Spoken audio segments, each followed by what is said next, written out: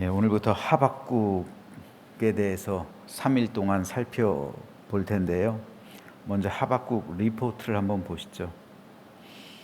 하박국은 그 이름의 뜻이 껴안는 자, 그리고 매달리는 자라는 의미입니다. 기록 연대는 주전 612년에서 605년 사이입니다. 612년은 니느웨가 멸망한 그때고요. 그리고 605년은 애굽이 이제 완전히 패퇴하고, 그리고 바벨론이 남유다를 제1차 침입해 왔을 때입니다. 그러니까 약 이 7년 사이에 610년을 전후해서 기록된 것으로 보입니다. 수신자는 주전 610년 전후에 타락하고 위기에 빠진 남유다 백성들을 대상으로 하고 있고요. 내용은 하나님과 선지자 하박국 간의 2차에 거친 질의응답, 그리고 그를 통해 하나님의 뜻을 깨닫게 되고 하나님의 구원 섭리에 대해 결국은 찬양하게 되는 신앙 고백의 기록이라 할 수가 있습니다. 하박국서의 배경을 좀 살펴볼 텐데요. 612년, 주전 612년에 니느웨가 바벨론에 의해 함락됐어요. 그리고 609년, 주전 609년에는 남유다의 제16대 왕 요시아가 애굽에 의해 전사하죠. 무기토에서 죽어요. 왜냐하면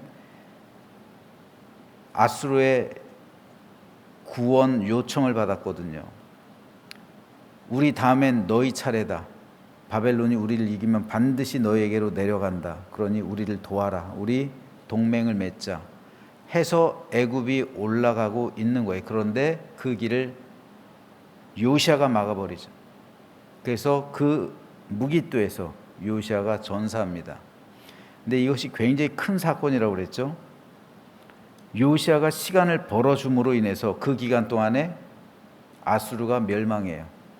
그리고 애굽과 바벨론과 1대1로 갈그미스라는 곳에서 전투를 하게 되고 결국 패하게 됩니다.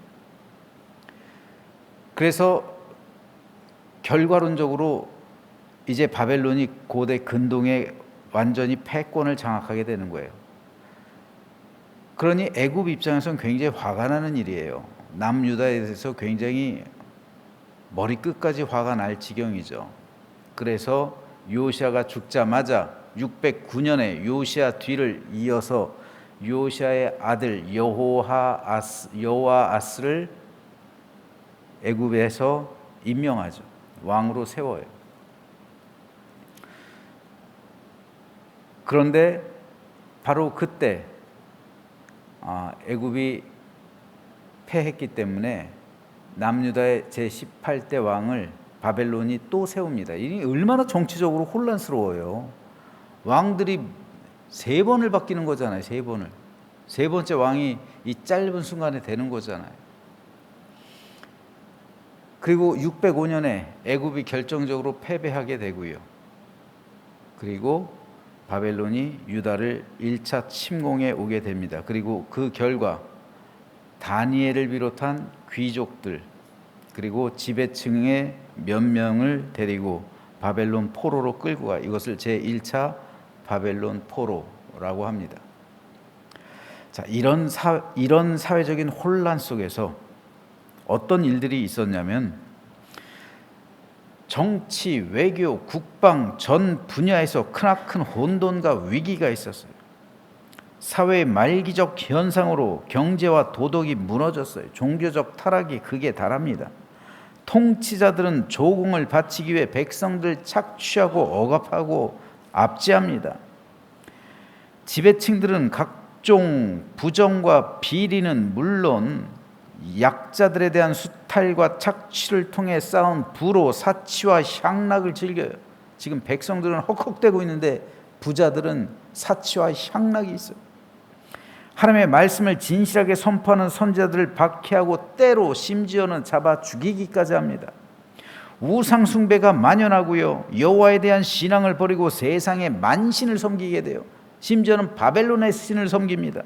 새로 수입해 와가지고요. 제사장들이 타락했어요. 우상 숭배를 조장하고 오히려 우상 숭배에 동참합니다. 소수의 참 이스라엘 백성들의 고뇌, 하나님에 대한 물음이 제기가 되는 거예요. 이에 대한 답이 바로 하박국서입니다. 그러므로 하박국서는 악한 자들이 득세하고 의인이 고난받는 그런 상황 속에서 어찌하여 하나님께서는 속히 공의를 시행하지 않고 침묵하십니까? 라는 선지자의 물음과 이에 대한 하나님의 답변, 그리고 그에 대한 깨달음을 통해서 악인에 대한 하나님의 절대 주권과 공의를 보여주기 위해, 그리고 결국 하나님은 정의로우시다, 신정론이에요. 신정론으로 귀결되는 성경이 하박국서입니다.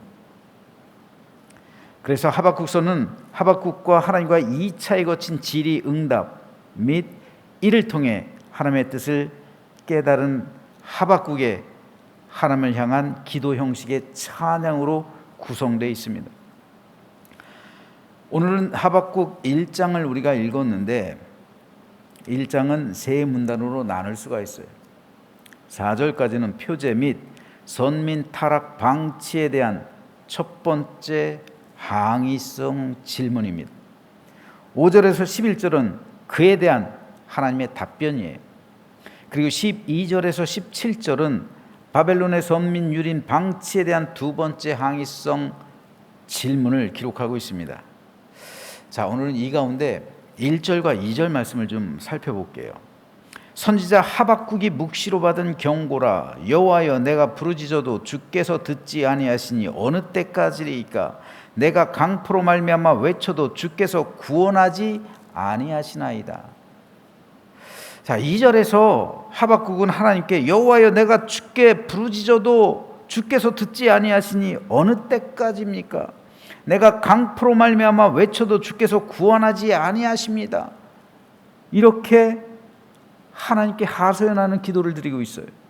이 말은 하박국이 그저 한두 번, 한두 달 이렇게 기도한 것이 아니라 계속 부르짖고 있다는 거예요. 지금에 이르기까지요. 그런데도 하나님은 지금도 여전히 침묵하고 계시다는 거예요. 여기서 하박국이 부르짖었다는 것은 어떻게 이런 일들이 벌어질 수가 있습니까?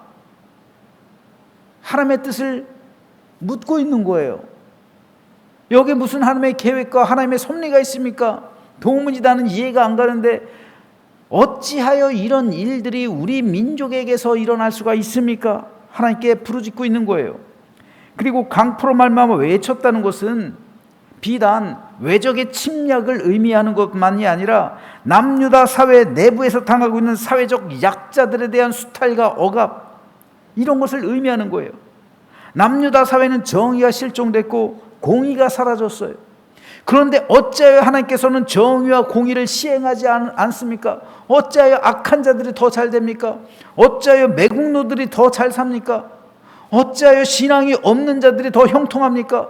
어찌하여 하나님을 믿기 위해서 열심히 몸부림친 요시야 같은 왕은 어찌하여 죽게 내버려 둡니까? 이스라엘의 희망이 꺼져버렸습니다. 요시야가 그런 왕이었잖아요. 어찌하여 요시야 같은 왕은 죽게 만드시면서 어찌하여 저 간신들, 어찌하여 저 나라를 팔아먹는 매국노와 같은 인간들은 저렇게 잘 살고 사치와 향락을 누리고, 이것이 여호와의 정의입니까? 이것이 성경을 통해서 말씀하시는 하나님의 공의입니까? 따져 묻고 있는 거예요. 진정으로 하나님께서 살아계시다면 이거 바로 잡으셔야 되는 거 아닙니까? 저들을 심판하셔야 되는 거 아닙니까?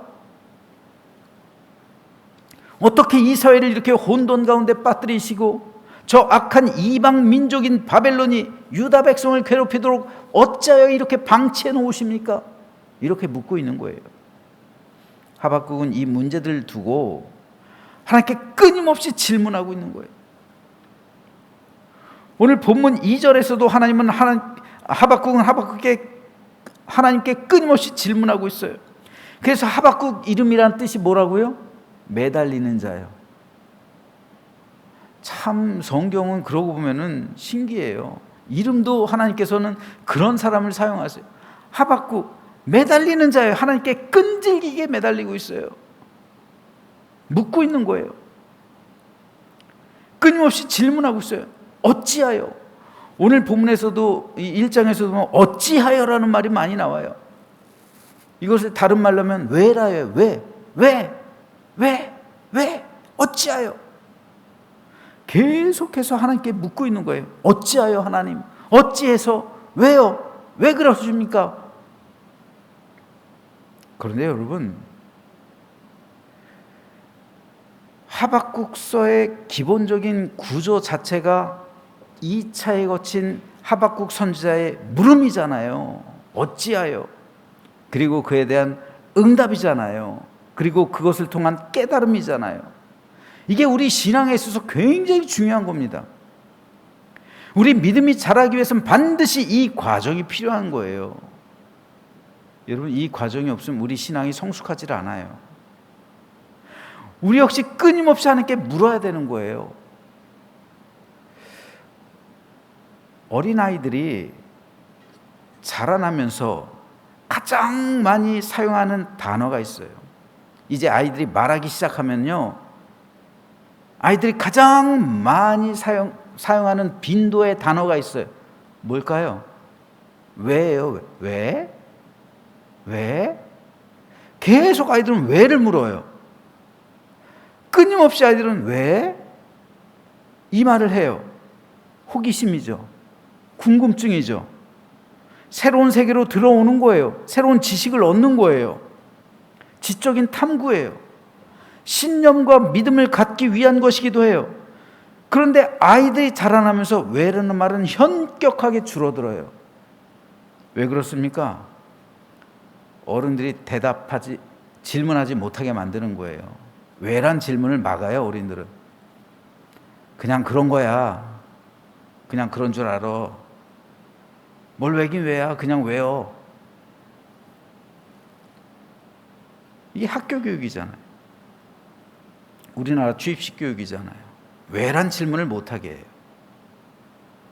가정에서도 왜란 질문을 못하게 해요.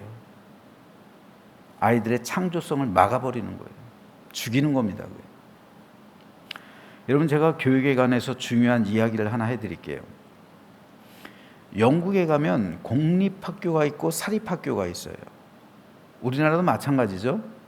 공립학교는 공교육이에요. 누구나 다 들어가는 학교예요. 들어갈 수 있는 학교입니다. 하지만 사립학교에 들어가기 위해서는 똑똑해야 하기도 하지만 엄청난 돈이 들어가요. 영국은 대학교 학비가 제가 있을 땐 무료였어요. 대학교는. 물론 지금은 조금 받습니다. 하지만 우리나라보다 훨씬 저렴해요. 그런데 초등학교, 중학교, 고등학교, 물론 공립은 다 무료예요. 하지만 사립학교는 영국 사람이건 우리나라 사람이건 공평하게 굉장히 비싸요. 우리나라에서 영국 사립학교에 보낼 경우 1년에 1억은 잡아야 돼요. 1억. 그런데 이 명문 사립학교 교육 방법이 좀 특이해요. 제가 그걸 말씀드리려고 하는 거예요. 공립학교는 사람을 키워내는 데 목적이 있어요. 즉 보통 시민으로 만드는 거예요. 그게 공립학교의 그 목적이에요. 그냥 시민으로 살아가게 하는 거예요. 하지만 사립학교는 사회의 엘리트를 만드는 데예요. 그게 교육의 목적이에요. 엘리트를 만들어내는 데요. 그래서 공립학교와 사립학교는 커리큘럼 자체가 달라요. 사립학교는 대부분 라틴어를 해요. 모든 언어에 라틴어는 로마어잖아요. 유럽의 그 모든 언어들이 라틴어에서 나왔기 때문에 라틴어를 배우게 합니다. 그거부터 틀린 라틴어 쓰는 나라 없어요. 지금 사어에 죽은 언어인데도 라틴어를 하게 해요. 고전을 읽기 위해서, 고전을 알기 위해서 라틴어를 하게 해요. 엘리트 교육이죠. 그런데 그거 외에 가장 큰 차이점이 하나 있어요. 교육의 차이점 뭔지 아세요? 대화예요, 대화. 그들은 어떤 교재보다는 플라톤의 국가라는 책, 그런 걸 교재로 주로 많이 해요. 국가라는 책을 읽고 선문답하는 거예요. 문답하는 거예요. 대화하는 거예요. 소크라테스 변론, 소크라테스의 변론, 국가 다 플라톤이 썼죠. 그런데 이 플라톤이 쓴 이 책들을 보면은 플라톤이 제자들을 가르치는데 다 대화 형식이에요. 플라톤 때는 다 제자들과 플라톤과 묻고 대답하고 이런 대화체예요. 즉 제자들은 끊임없이 왜요? 이거를 묻는 거예요. 스승인 플라톤은 그 질문에 대한 인과관계를 증명하는 답을 내는 거예요.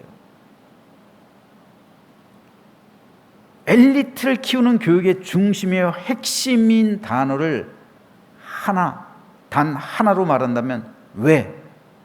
이겁니다. 질문이에요. 질문. 끊임없이 질문을 하는 거예요. 그러니까 선생님들도 웬만한 사람 못하는 거죠. 그거에 대해서 답변할 수 있을 정도, 통달할 정도의 지식이 있어야 선생을 하는 거예요. 왜요? 그건 왜 그런데요? 그 원리에 대해서 다 알아야 되는 거예요. 그리고 스스로 모를 거 아니에요. 선생님들도 찾아가는 거예요. 그 진리의 길을, 아니면 어떤 사물에 대한 이해도를 높이기 위해서 찾아가는 거예요. 엘리트 교육이에요, 이게. 근데 옛날엔 다 이렇게 교육을 했어요. 그러니까 우리가 그리스 로마 시대 철학을 따라가지 못하는 거예요. 3000년 전 철학, 2000년 전 철학을 아직도 못 따라가고 있는 거예요, 지금. 철학하면 머리가 지끈지끈 아프고요.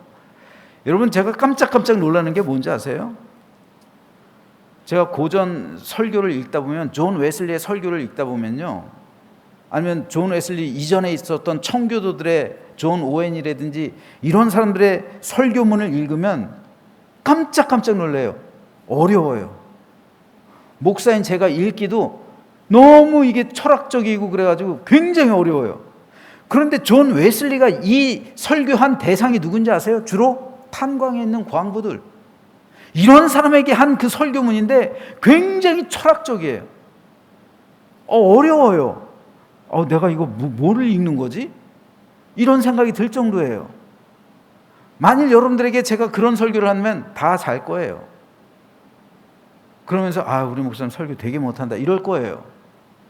지금은 너무 설교가 쉬워요. 쉽다는 게 꼭 나쁜 건 아닙니다. 하지만 성도들의 받아들이는 능력이, 학습 능력이 그 옛날 일자 무식인, 알파벳도 모르는 문맹인 그 광부들보다 우리가 못하단 말이에요. 그러니 2000년, 3000년 전에 플라톤의 제자들, 그들이 가졌던 철학적인 수준 못 따라가고 있는 거예요. 왜요? 교육 자체가 달라요. 우리는 주입식 교육을 하잖아요. 가르쳐주는 거 외워야 되잖아요. 그래서 암기 잘하는 사람이 이거잖아요. 여기 무슨 창조가 나와요? 창조가 나올 수가 없는 거예요. 위대한 사상가가 나올 수가 없는 거예요. 물론 우리나라가 단기간 성장하는데 주입식 교육 이상 효과적이고 빨리 나라를 안정하게 하는 그런 교육은 없었을 거예요. 맞습니다. 하지만 이제 우리나라도 왜라는 이 물음이 교육의 중심이 돼야 돼요. 그래야 우리나라에서도 스티브 잡스가 나오는 거고요, 위대한 사상가가 나오는 거예요. 창조성을 가진 사람들이 나오는 거예요. 그런데 이것이 신앙에 있어서는 더 중요해요.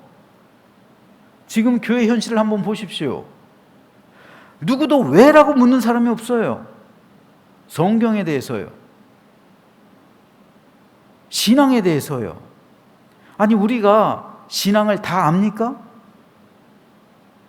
여러분이 성경에 다 통달하십니까? 우리가 신앙과 사회, 믿음과 정치, 기독교와 제국, 성도와 사회생활, 이런 문제들이 얼마나 우리 안에 많이 있습니까? 그런데 우리는 왜 질문을 안 해요? 어찌하여? 묻질 않습니다. 선지자들이 성경을 기록하게 한 그 근본적인 이유가 되는 것이 끊임없이 하나님께 물은 거예요. 어찌하여? 왜? 그 질문이 내 안에 쌓이다 보니 번민이 되고 고민이 되고 갈등이 되고 아픔이 되고 고통이 되는 거예요. 그리고 그 문제 풀기 위해 기도하면서 매달리다 보니까 어떤 임계점에 이르니까 하나님께서 응답하시는 거예요. 그래서 쓰여진 성경이 오늘 우리가 읽고 있는 하박국이고 다른 선지서들도 마찬가지입니다.